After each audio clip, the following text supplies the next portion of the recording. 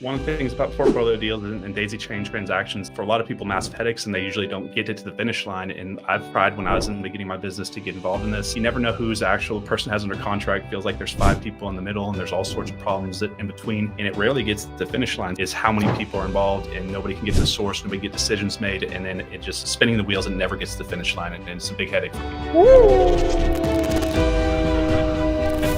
So the fact that you did this and now multiple times is impressive. So maybe let's kind of go into kind of like the process of doing that. So like, how did you, was there multiple parts in between you and the direct seller, or how many working parts were in the middle, or were you just direct to them? Because that's where some of these portfolio deals can kind of get crazy, is how many people are involved and nobody can get to the source, nobody get decisions made, and then it just spinning the wheels and never gets to the finish line, and it's a big headache for people. But absolutely. So I had a little bit of a unique approach. A lot of licensed agents, they want to get the exclusive right to sell. And my motto and my mentality was a little bit different, because a lot of sellers, especially if you're in a situation, in a position where you own 16 rentals, 91 rentals, you're not necessarily wanting to lock up in an exclusive right to sell. You want to kind of keep your options open. So I picked up on that trend. So what I did in working direct with these sellers, and in just a minute, I'll mention how I actually got one of these leads. I just went to him and I said, hey, listen, I'm not going to take up too much of your time. I understand you have XYZ amount of homes that you would like to sell in one portfolio deal because of the ease of the transaction. Give me the addresses.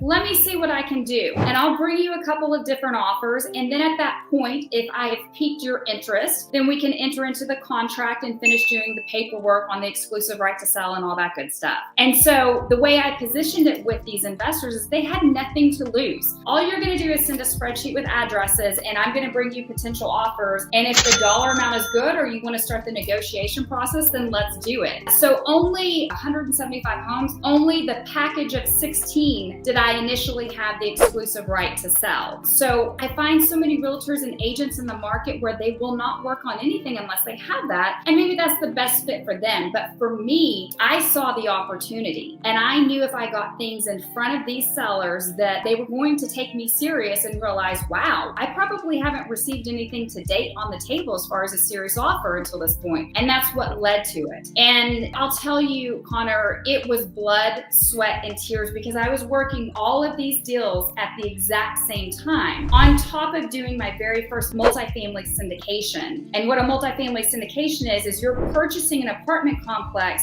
and you're raising money, you're raising equity with passive partners to close on that. So all of this is going on at the same time. And then within 2 months and 5 days, every single one of those transactions closed. And I basically almost collapsed after they all closed. Did that really just happen? I'll give you an example of how I found one of these package deals. So ironic. I mentioned previously that I was doing a little bit of marketing on Facebook and Instagram, which I don't really know anything about, and it's super uncomfortable, but I'm like, hey, let's just do it. And so I had a friend, actually he was a lender for me for several years on the single family side, and he messaged me on Facebook and he goes, hey, and it was a screenshot. He goes, I don't know who this guy is. I know nothing about him. Somehow we're connected, or there's connection somewhere. And he's looking to sell a package of 91 homes. See what you can do. But when that lead was passed to me, there's no phone number, there's no email address. All I have is this person's name on Facebook,